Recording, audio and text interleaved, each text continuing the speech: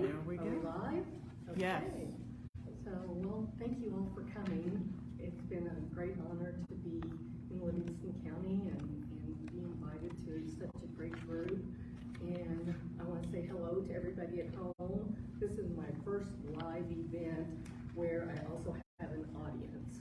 So I'm thinking that I'm probably going to ignore the live audience, but please don't ignore me. Shoot me a like, shoot me a happy face, shoot me something, give me a question. Don't ignore me just because I'm ignoring you. If you do have a question and we can follow it, we will answer it when I get done with the presentation. So can everybody hear me okay? Are you doing okay hearing? Okay, okay. Like I did with you, if you can't hear me, let me know. So anyway, I'm going to freeze, no. A little bit about me. In 1996, I actually published my first self-publishing book. That was way before self-publishing was a thing. And I read an article on Reader's Digest, and it talked about the self-publishing, the pros and cons, how you can make more money, how you can sell books. And so I thought, and it talked about Walsworth Publishing Company.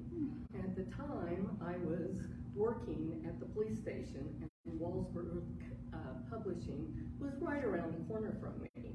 So I just felt like they were writing right to me. At that time, I was working with an editor. It was fun, and he worked for the Chicago Times. And he read the article, and we strategized, and we decided that that was the way to go because it was a short book. So then I had to find an illustrator because it was a short little book about my grandfather catching the biggest fish in Sheridan County. And so it was so big that they had to have a horse pull it out. And we had published this book. And the editor was getting older and he really wanted to see it done. So I went in there and talked to Walsworth Publishing Company. At the time, that was before print on demand. And so we had to buy our books up front. Well, if you buy 150 books, it's this much. If you buy 200 books, this much. And so I started looking, and I talked to them several different times, and finally got them down to 33 cents a book for 3,000 books. So at the time I was driving a little Mazda 323, something like that, pull up thinking that all 3,000 books would get into my car, and I don't know what I was thinking, but I did it. And so the Marceline Police Station had some books in one of their rooms for a while. I sold that book by doing presentations. Basically, follow your dream, write that book was my presentation. And after I did those, then you have to figure out, okay, where can I expand from there? I've hit all the libraries, I've hit some of the schools, I've hit some of the nursing homes, I've gone to some of the fairs. I still have 1,500 books. And I don't know, my credit card, it was 33 cents, I sold them for $5. So I started hitting stores and antique markets because it looked like an old-time book. Had a big fish on the front of it, and so it seemed like it would fit into the antique stores. And at that time, a lot of times they would just say, well, we'll put your book in the window and then you can come back by. Well, that was great. It had exposure, had my contact information, put my phone number on there. And so about 2 years later, I finally paid off my credit card and I had like 12 books left. I had my network and I had my plan, my marketing plan, and I really loved telling the stories and doing that work. The second book was supposed to be Grandma's Dishes, and but life gets in the way. And so I went on a bigger adventure and built a house and bought a farm and planted trees and did different things. So in 2016, I moved to Florida into a retirement village that is very supportive of all kinds of clubs, of all kinds of different things.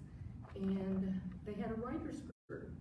And one of the very first things I did when I got down there was I went to a writer's expo, and there were like 150 local authors that were doing this expo. And oh my goodness, if I could just get into this expo and write.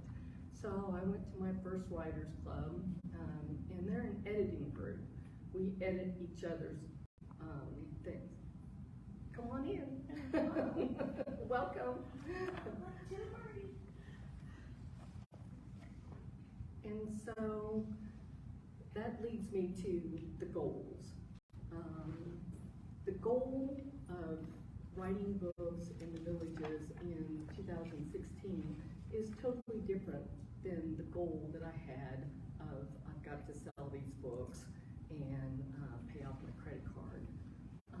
And so for each one of you, I would suggest that what's your goal? That's a $900 value for a writing coach is what they're going to say is, what's your goal? A lot of people don't like that, but that's the truth. If you are wanting to preserve your ancestry, if you're wanting to make enough money to quit your job, that's a different goal than writing for your family. It's a different goal doing grandma's stories than it is to, I gotta make money. I don't want this job anymore. And so, which one are you trying to do is what you ought to be asking yourself. I was retired. I didn't have to have the money, but I like the money. And what's fun is waking up in the morning, get a cup of coffee, see if somebody bought my book, see if somebody's reading it in India or Japan or Germany or Europe or Canada, or we got Mexico. We were heading for Australia. That's who we were marketing towards. And we got Mexico, but I hadn't had Mexico before, so that was fun to see that morning. So first think about your goal. And the second tip, I don't know, all these tips somehow wound up with tip number 3, so just don't count. Find your time to write. So you have to protect that time. My time when I went down to the villages was Monday, Wednesday, and Friday. The minute Barry left to play golf, I was writing. And so I wrote for 45 minutes stints. I put a timer on, did my stretches, sometimes put a couple dishes in the dishwasher, and then came back and wrote. So that's how I wrote 4 books in those years. And I did write them in the wrong order, as Marcia knows. So the first book I thought was just going to be, it was a standalone, that's it. And then I get out to book clubs and social clubs and start talking to people. They loved the character. They wanted me to enter a contest. I went to the Florida Writers Association, and they all were encouraging me to do this, but they wanted to know more about my character. And that's the best thing. If they want to know more, and if they really are talking to you about your characters, or your story, or your world, that means that you should probably follow up on that. So I went ahead and did a prequel, just like Star Wars. And so the prequel happened next, and then again, I'm out, I'm talking to people, I'm doing book clubs, doing my thing, and they're saying, you can't have that gap in between these 2 books. It's like, well, she almost got arrested, and now she's on a plane. No, she didn't get arrested. You can't fill in that gap? No, they couldn't fill in the gap. So the big deal at that time was the short reads.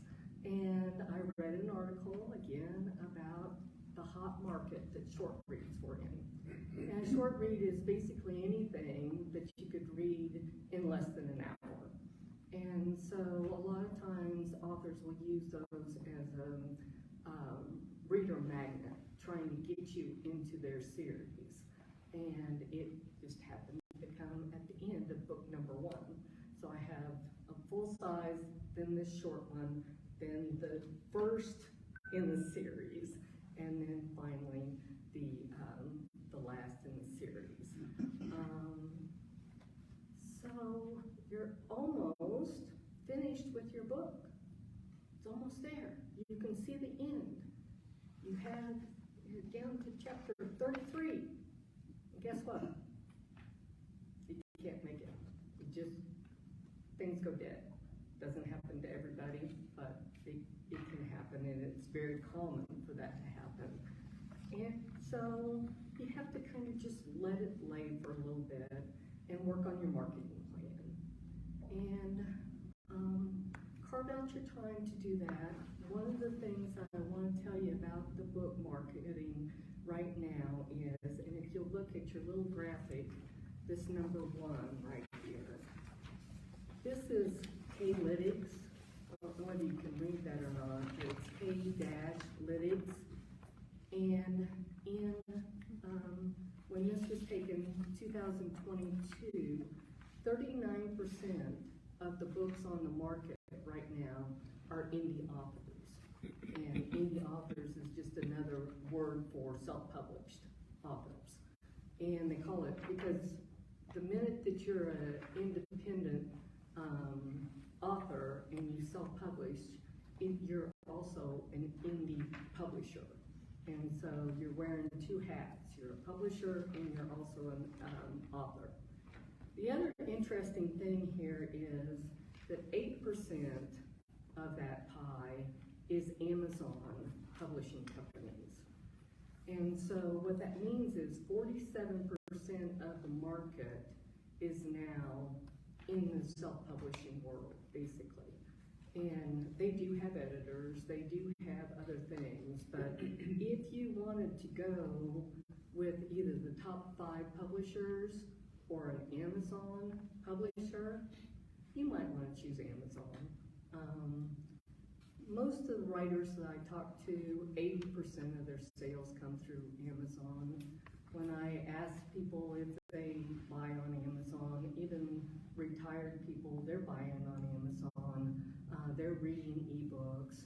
And so I'm not saying don't go after traditional publishing, because it is awesome, but it does have its drawbacks. And the one caution I would say about that is a lot of these small presses that do this, they're going out of business.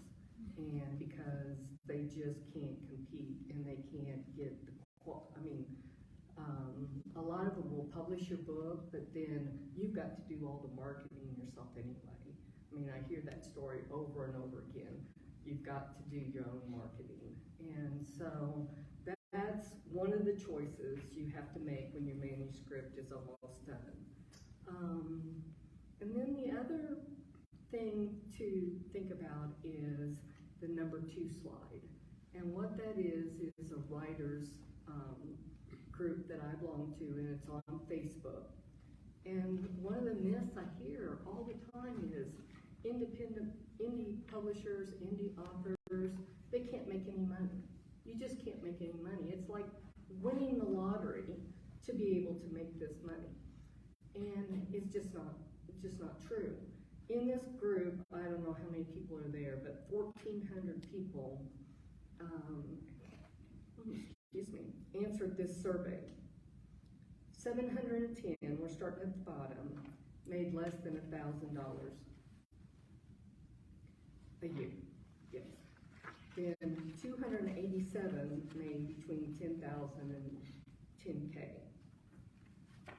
203 made 10,000 to 50K. So that's not really lottery money, but that's not coffee money either. 83 made 50 to 100K, 117, 100K to 500K. Now we're talking about 1,400 people, 117 won the lottery, as far as I'm concerned, with that. And then 38 were 500,000 and up a year. And the big shots in this group probably didn't take the time to answer this survey. It was the little people that want to know how much money they're making. And so that's just a myth that I hear over and over again. I thought maybe I'd share it with you, and of course you'd have to figure it out yourself whether or not that's true. I'm still on target. If you knew I was in Florida into one of my things, I never stick to the plan. So, so the other thing is, and you're doing this right, networking with other authors. And it's not just that I learn this and you learn that and you learn this and we can get together and talk about it, but we all have our own little language. Writers talk about things that you don't want to talk to your husband about, or you don't want to talk to, because they're not going to get it. They don't understand the syntax or the flow, or, you know, I'm having trouble with this scene or whatever. So getting together once a month, or also doing little spin-offs, trading things. If I needed an editor, then I would trade with somebody else. One of the aspects that you'll have to have is beta readers. And beta readers are the ones that you've already been through the editor, you've already been through everything, but this person loves thrillers, or this person loves sci-fi, this person's very well read. And so you send it to them and you ask for their honest feedback. And they'll give you anything from, you've got 13, Miss O'Halloran gave me 13 grammar edits after I'd already been through the editing process. I had one beta reader that said, you've left something out. You've left something out. I'm like, well, what? I don't know, but you've left something out. And so then I went through another round of beta readers, and in Dare to Return, we wound up with a prologue at the front of it. And what was missing was, I didn't really have a dead body. And so you can't have a mystery if you don't have a mystery. And so she was pretty good with that. So those are some of the things that you can do. The other thing is, I went to a writers' conference down in Florida the second year. And it was from 6 o'clock in the morning till 9 o'clock at night. And once you retire, you don't work those kind of hours, or a lot of people don't. I don't. And I was just so stimulated and learned so much. I just felt like I was a kid again, being a sponge, just soaking out of that information. And I networked. I was like Radar O'Reilly on Match. Man, I was networking with everybody that I possibly could. And met a podcaster who is now Gypsy Feet, and she's in Spain right now. And she'd be a wonderful, if anybody wants to get into podcasting and talking on podcasts, she would be a great resource. And we're still, the other one was, she writes about women's issues and erotica. And my husband was surprised when I invited her to come and stay all night and speak at events. And, how do you know this woman again? Well, I don't really know her. I just met her a couple times. So anyway, but they're writers, so they're family, and they speak my language. So the other thing you want to look at is your cover. And a lot of the authors that I talk to, and myself, we make the mistake of, we fall in love with the concept, or we fall in love with the cover, or a picture, or something that means something to me. One of my friends, Brent Baxter, wanted me to put a windmill on one of my covers. And I really thought that might be a good idea, because it's Midwestern, and my audience was Midwestern. And so, and I almost made I did pay somebody who was supposedly very good, and he is very good. I don't know supposedly about it.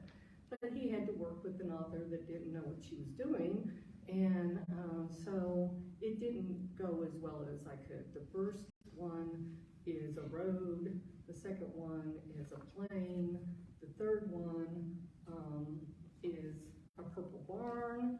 I don't know why my barn is purple, but they convinced me that was better. And then my last one was Dare to Dream. Was this book Shout Out to You? Is that a crime book? Is that a book about crime?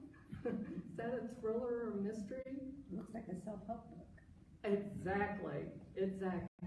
Now I went on the covers. There's Facebook groups for covers, and they didn't have a problem with it. I sent it out to my beta readers. They didn't have a problem with it. Nobody had a problem with it. It was supposed to look a little more spooky. He had a little bit more spooky than that, but I didn't like it. And so I said, no, I'm going to sell these to book clubs. They like pretty. And so this was probably my biggest mistake. This cover definitely will be changed in the next year. And because I always give away a prize, this guy won the prize before you guys even got here, so that wasn't very nice, but he can tell you what he did. I'm a sucker. It's autographed. It is autographed. Yeah. Okay. I remember it's And gonna be it's original also- because that's. Yeah, and it's got the short run cover. Right. Yeah. Makes it So work. it is a collector's item. Right. I will tell you, that will sell big. Oh, good. Just there you go. So that's why I'm saying, do what I say, not as I do. Look at these covers. You can't go to Barnes and Noble, but I studied them in Barnes and Noble. I knew that I was supposed to do that. I just made that mistake, and you'll make your own mistakes, but at least you'll know. So I've already covered that part. A lot of people that I talk to about marketing plans, they don't like to market. They don't want to market. They don't want to talk to people. They don't want to come to libraries. They don't want to be on social media. They don't want to do it. But it is fun if you just change that little perception in your brain.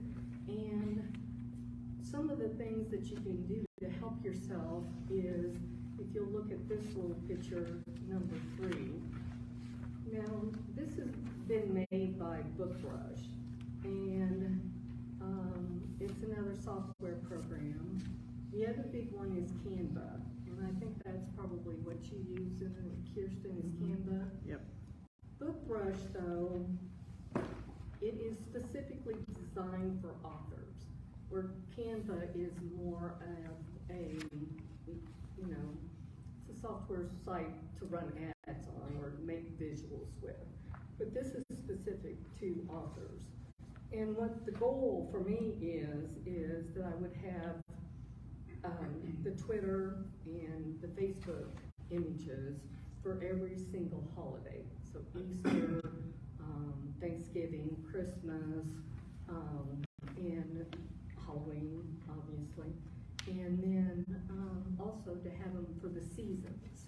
And so even if you just use your Facebook page as something that you can connect and find these writers group online, and you're not on Facebook to talk to anybody or anything, you can still just put these little images out there.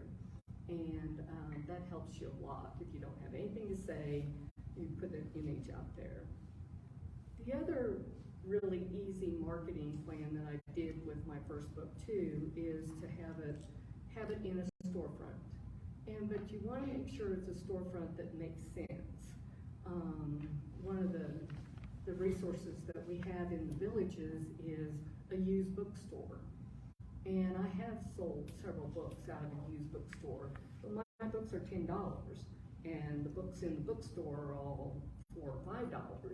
And so it's not the best market for me. Neither is Barnes & Noble.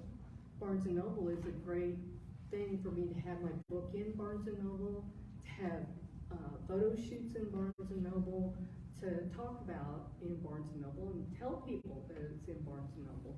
But as far as it being a great seller for me, it really isn't. There's lots of books in Barnes & Noble, and it's still the same thing. If I'm not directing people in there to buy the book, then they're not going to see it unless they order it from Barnes & Noble or we're having a demonstration there. So Boji Stone is great to work with local authors. He's just so kind.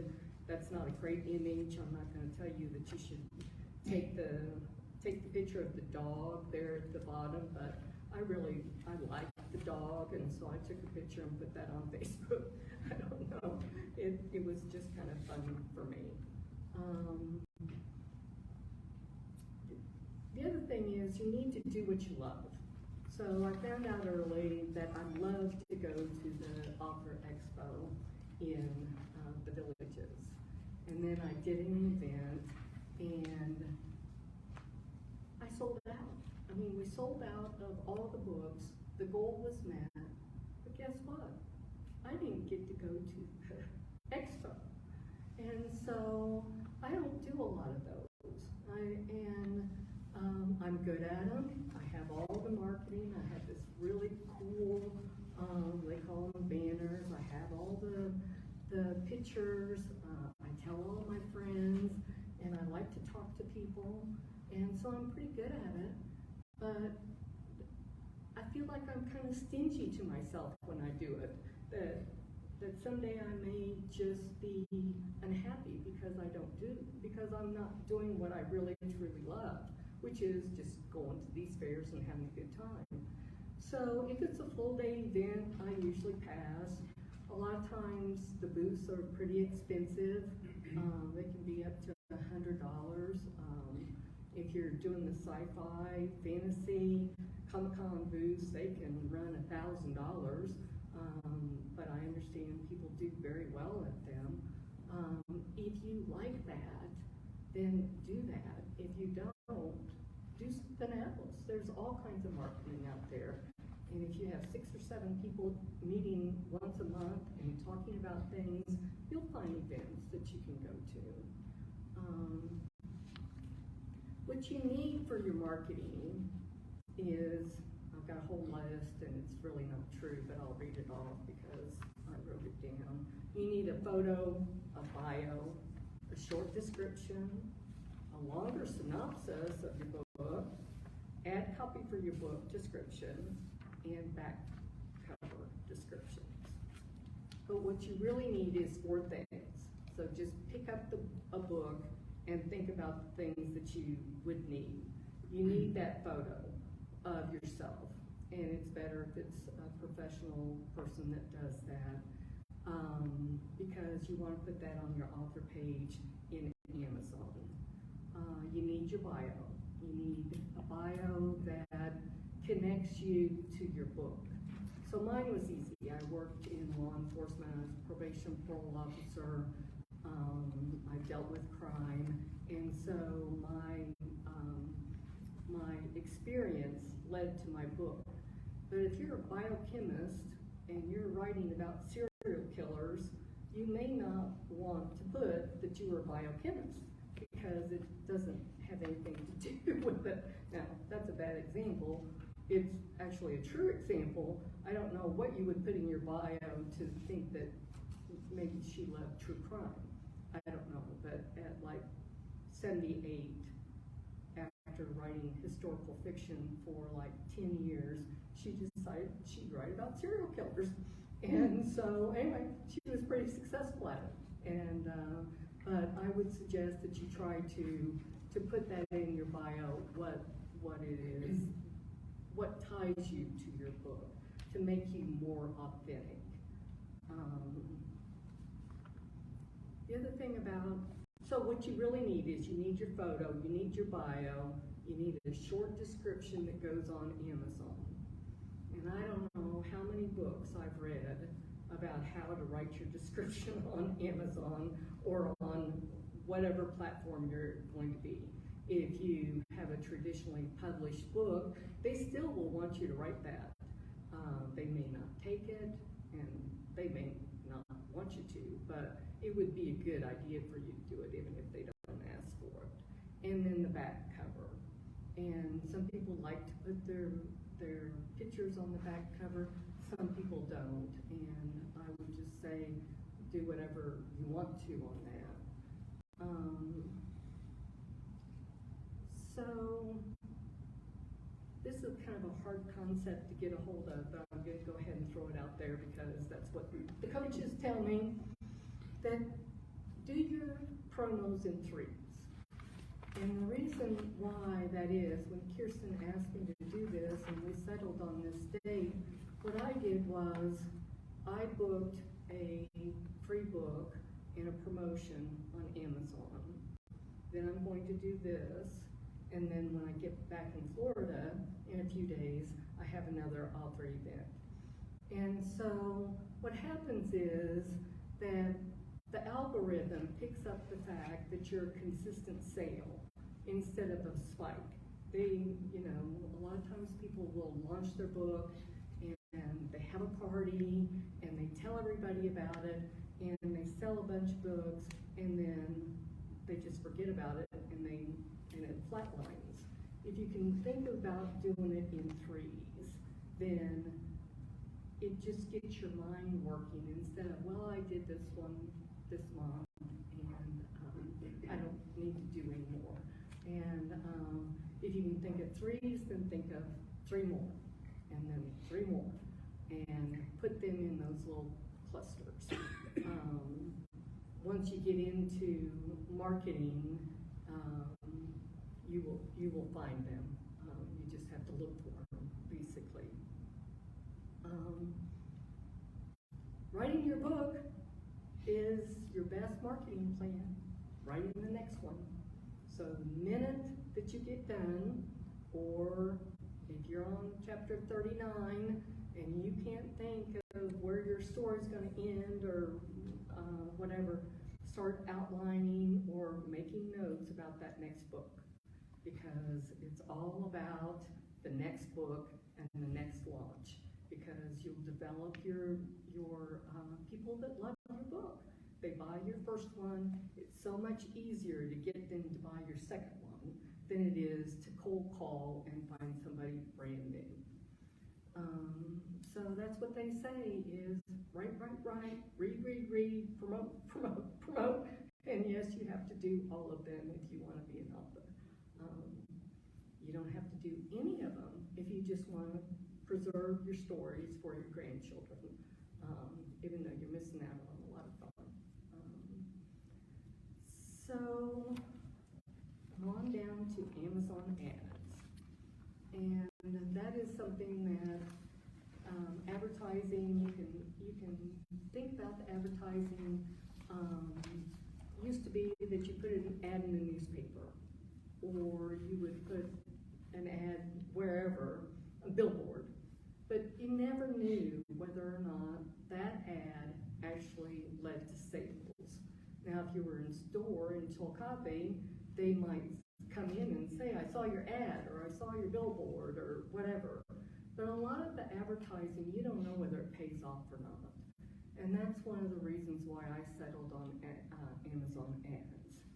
A lot of people like the Facebook ads. A lot of people are really good with Facebook ads. The problem with Facebook ads is you don't know for sure whether that Facebook ad led to anything. And they also will eat up your money real fast. If you have a $12 budget, that budget will go in a minute. And so you have to be able to pick your audience, where do you want to advertise on Facebook, and really pay attention to your money spend, because they can really spend your money. Now, Amazon ads too, you don't always know that your book led to that, but you can get on the Amazon ads and you can find track sales. You know how many people actually clicked on your book. You can count your impressions, and also you can get then on your account, and you can see how many books you sold. And so that feedback helps because I found out one of my Amazon ads, for some reason, was targeting fly fishermen. And, you know, I'm burning up money to these fly fishermen. Actually, a few of them bought my book. And so then I had to decide, do I take that ad out or do I let it run? Because maybe someday I'll have a lot of fly fishermen that like the book Dare to Fly. I don't know. I didn't kill it. It was 39 cents a pop.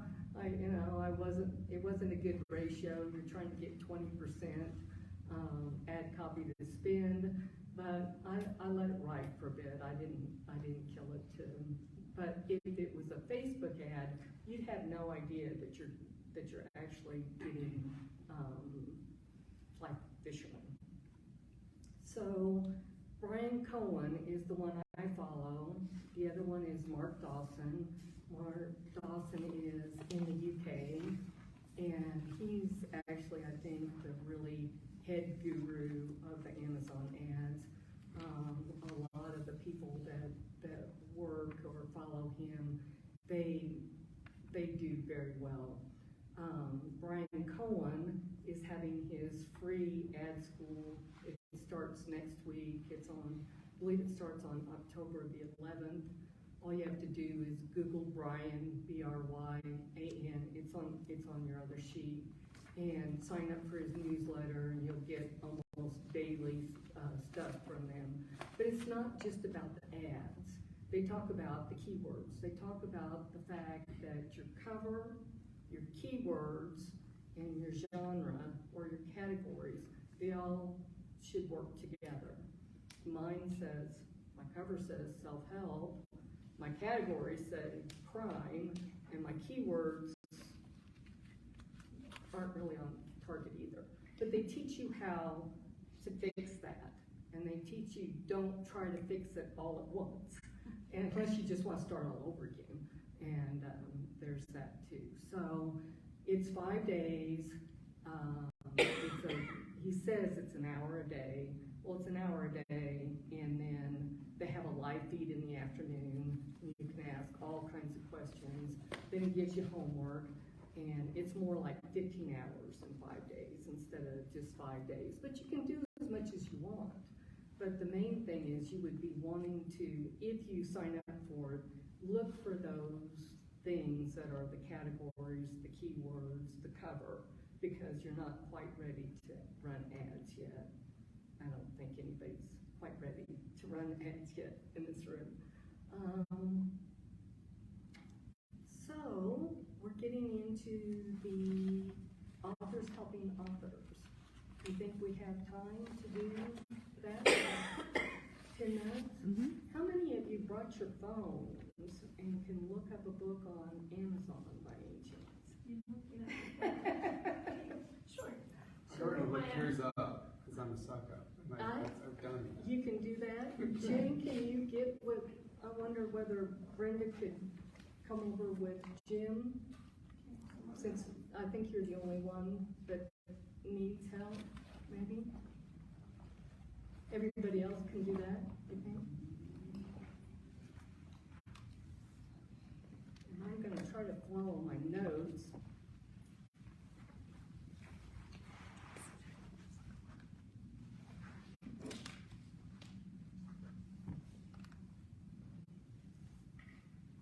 Okay, so the first few things that you can do to help each other is you can follow them on their author pages. And that's what we're going to work through right now. So what I want you to do is Google Amazon and go to Amazon. We've got a good student on the front row. And when you get to Amazon, you want to punch in Brenda O'Halloran.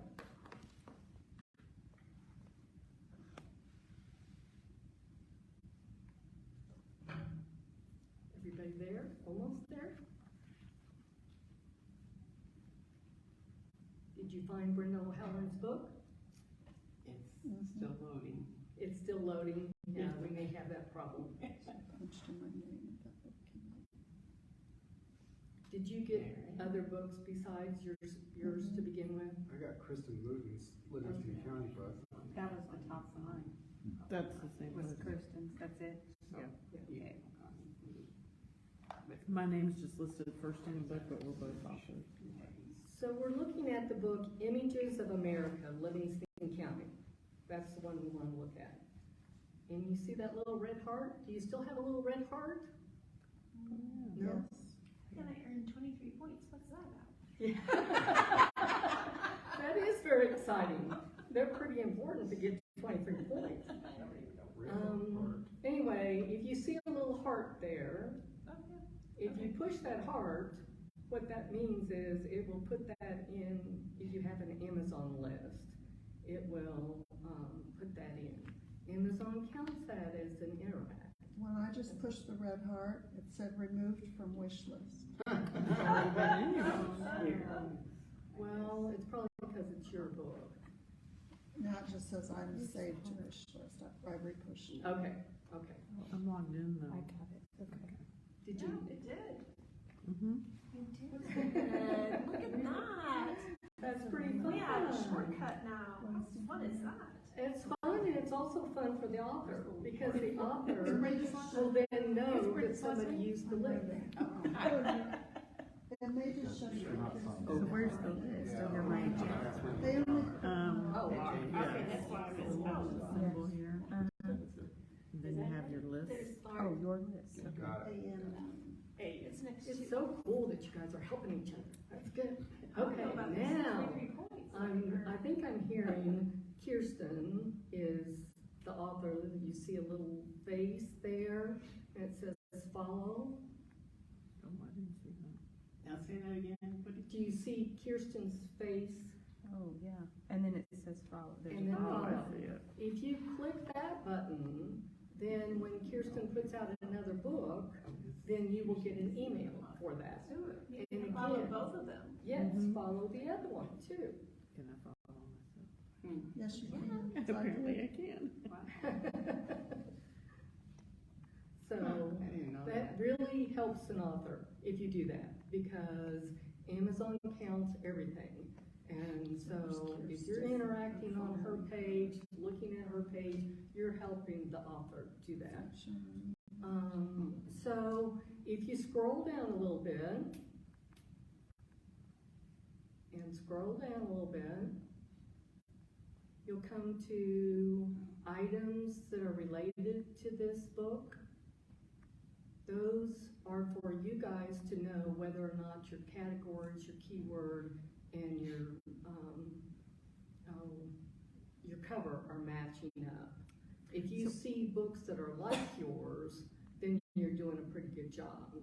Mine Where do you actually. find that? I'm not seeing Is it. You're that not top seeing that. You picks? gotta, Is that top picks for Keep you, or, scrolling down. no, that's just for you personally. okay, Just so keep- customers who bought this item also bought? It says- Yes, the also bought is a great. It's your book.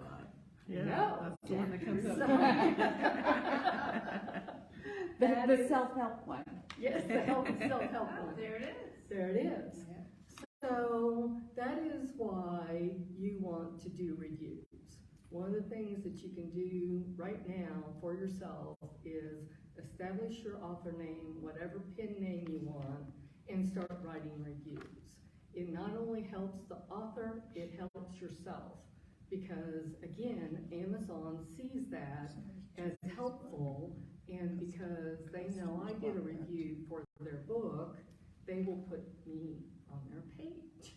And so lovely people that buy that book will also see that there's J.J. Clarke's book. You may want to buy that.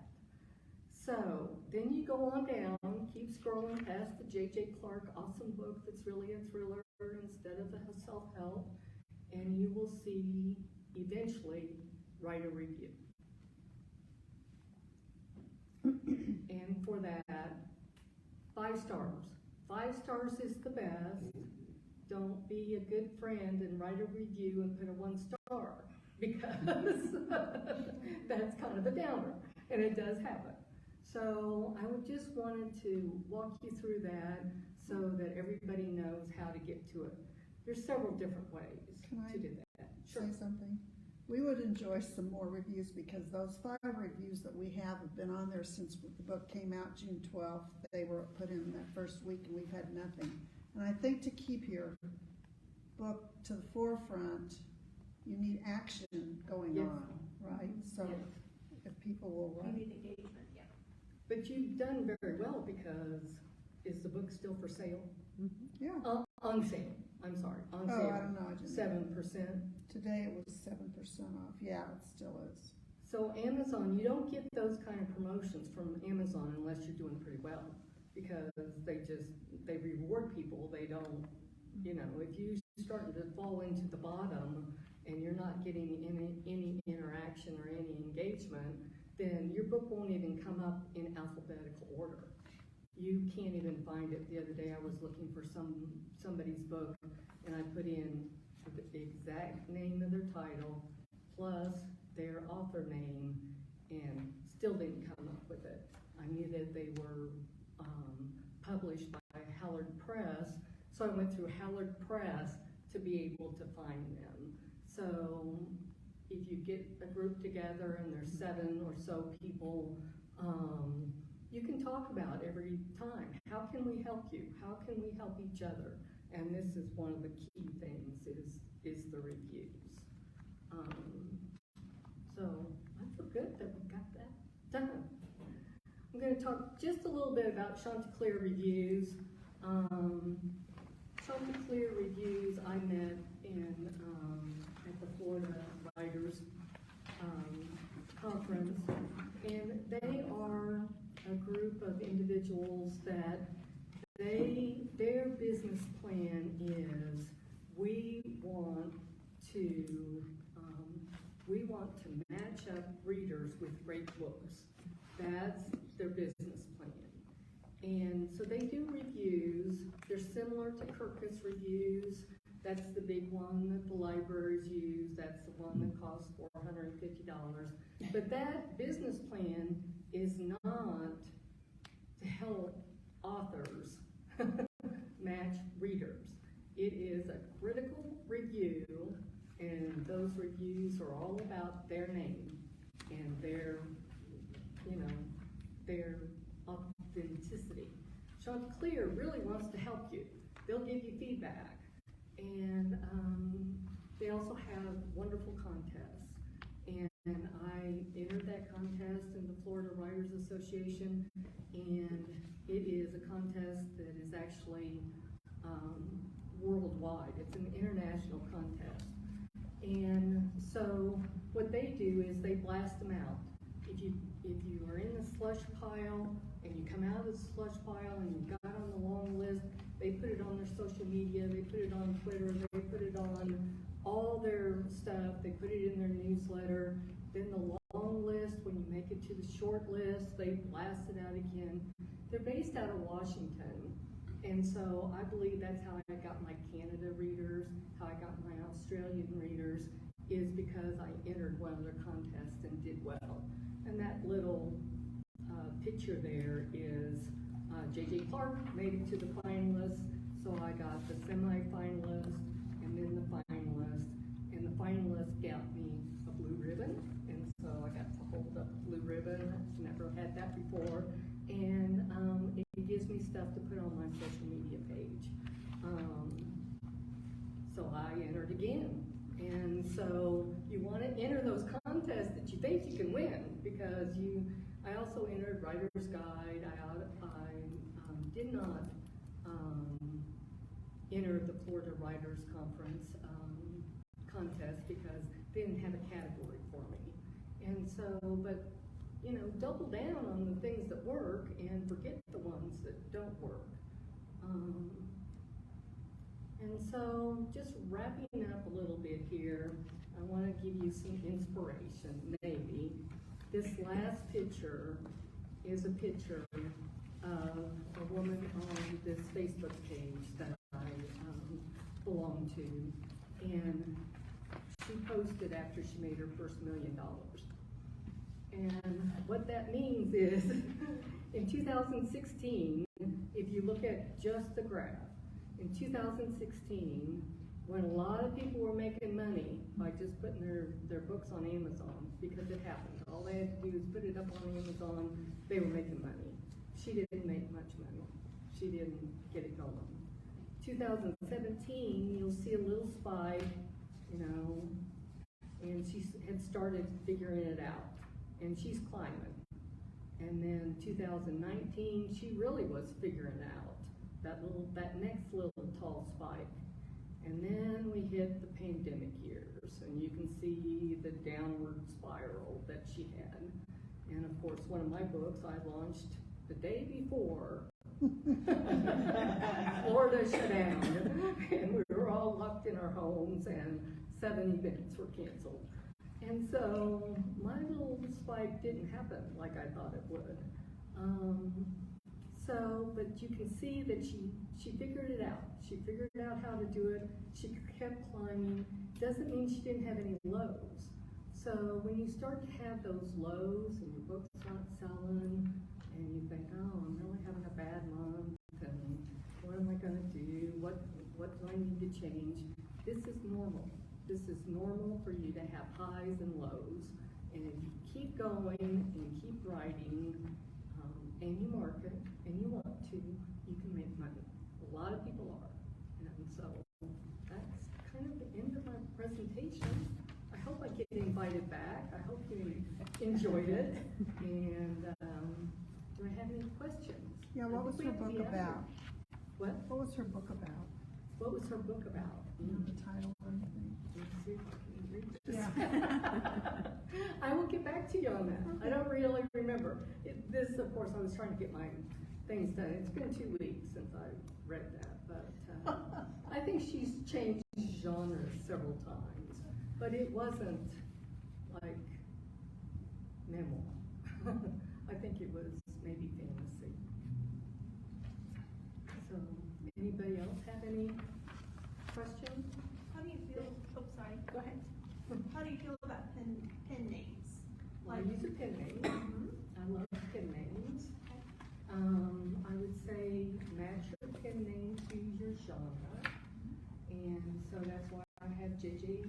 Clarke instead of Julie Johnson, because Julie Johnson sounds like a cookbook, and we didn't need to, or a children's book, or there could be, 20 Julie Johnsons before the end of the year publishing. But one of the best pen names is Ivy Smoke. I love that name. She writes romance. Smoky romance. And so, the pen name you really, really need to think about a lot. And mine came out of, I read all of J.A. James's books. She's a mystery writer, but JJ, people called me JJ because of Julie Johnson. And then Clarke, that was my working title for 24, 25 years. People called me Clarke. A lot of people didn't even know my first name. And so I settled on those 2 short ones. Of your books, which order should we read? Because I've not read any of your books. Thank you. Oh my gosh, I wish I had a prize for you. So if you look at your bookmark, you should read them probably, and it is on Amazon, but Dare to Run, then Dare to Fly, then Dare to Return, and the last is Dare to Dream. And so it's written more, my series is written more like a TV series. And so, find out the killer until the very last book. Are you going to pursue that into TV? Would you look for a screenwriter? Sure, when they knock on my door. Yeah. Knock on the door. That'd be a That's whole Chanticleer. huge new concept. Yes. Chanticleer, of course, we got invited to the banquet because I did well in the contest. They only accept like 150 people out in Washington, in Bellingham. We had our plane tickets, we had everything all ready to go, and of course the pandemic shut all that down. But there was a movie producer there. Not that I think that it would, it qualifies or anything like that. But it sure would have been fun to sit down with him. I could sit down with him for $30. And so that's how I talked to a couple agents. I paid $30 and I sat down with them. They gave me feedback and I didn't pay any attention to them. And but it was really a great experience, and I can say I checked that box. I talked to these people, and that's not the route that I want to go. So, yes. So you've done a traditional print book, but you also do ebooks, and you've even ventured into large print. So, and I think I've heard you say before that you really promote ebooks. I'm not here selling my books. I have Bogie Stone in Chillicothe that I refer people to. It's a fun place to go every once in a while. Not in Missouri. I don't sell in Missouri. I sell in Florida because of the tax reasons. But if you look at the market and how, and of course your books are vastly different than mine, but about half my readers are reading ebooks, and we're talking about 55 and older community, and half of them are doing it. Amazon had to raise its prices recently, and so the paper is so expensive. They don't really want to be a book printer. I mean, if you watch, you can get on Amazon and you can watch their video about how long it takes them to set this print up. It's fascinating, but it's not something that any of the publishers, all of them are trying to get out of it. And so ebooks, I don't have to carry anything. I don't have to, a lot of times I will have my banner and things like that. But it's so much easier to stay in the internet world and sell books than it is the paperbacks. And then the large print, the reason why I did the large print is Dave Chesson, who I didn't talk about, Dave at Kindlepreneur, he does a lot of free articles and free software programs. So if you needed to do like your little, I'm not going to come up with a word, look at Dave for Kindlepreneur if you want some nice graphics for your books, and they're free. And he had an article about how the large print books were big sellers and that people were clamoring for these books. And it's probably the biggest mistake I've made is the large print book. It looks good. Dare to Fly is in it too, but finding the people that want the large print books that have the money to buy the large print books, and I don't know, I haven't done the marketing as well as I should have with that. I tried to get in with the libraries, and that was one of the things, and I don't go through Ingram Sparks, and so that's part of the problem. It's just too costly for me to do that. So ebooks is where it's at. Except if you're you, yes. So you ventured into the ebook world. What about the audio book world? Actually, I have done audio, Okay. and that was pretty fun. I had a publisher, artist, I don't know, contact me, and it was one of the emails that I did open, and she looked legit. I looked her up on Google, and she obviously worked for that company, and she wanted to do Dare to Fly. And I questioned her that why Dare to Fly and not Dare to Run? And it was all about the market that she was in and that she thought she could sell in. And it had to do with the fact that it's short reads. People want to have short things that they can listen to on their way to work or read, on their lunch break, something like that. And so, anyway, it was very fun to do. We did do the cost share. There's several different ways to do it, but she did cost share, and so that adds to my little pennies over here. Because that book is only like 41 pages, so it truly is just pennies, but it's still money in the bank, in the big bank. Yes. Is this a print-on-demand Amazon book? Is Yes. that what you get? And so's the other one. Are there any different qualities in them, or is that you get what you get on Amazon print-on-demand?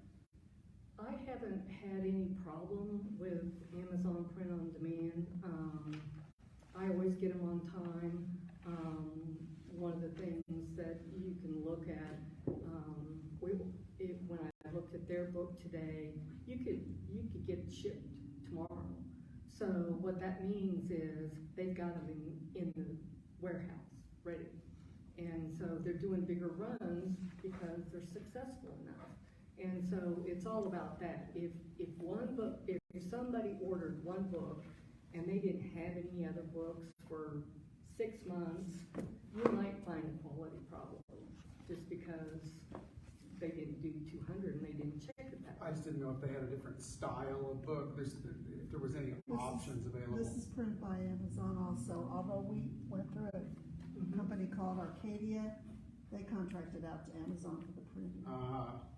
Because of the photographs made it different. Well, in Ingram Sparks,